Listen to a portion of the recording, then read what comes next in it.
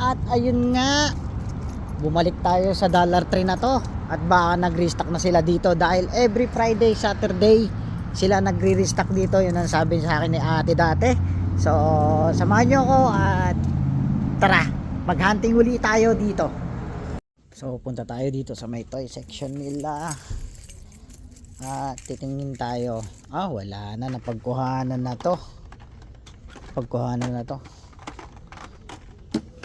Puro Hako Type D. Same case, E-case. At yan nga po yung laman nila dito ngayon. So mukhang wala tayong makukuha dito ngayon. So titingnan natin, baka mag-restock si kuya. Tatanong natin. Yan and now ulit, Range Rover.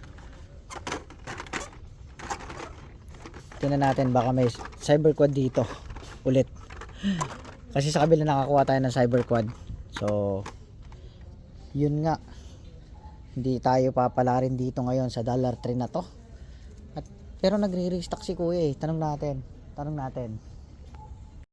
So yun nga, sinabi ni kuya is bukas pa daw yata darating yung cases nila. So wala tayong makukuha dito na yun ngayon, at hindi tayo papala rin dito ngayon. So ito lang ang medyo maganda dito. At ayan nga po.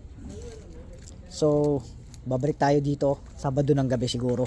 So tara, let's go guys. See you sa next video. Maraming salamat sa mga umaantabay sa aking mga video. Okay, tara, let's go.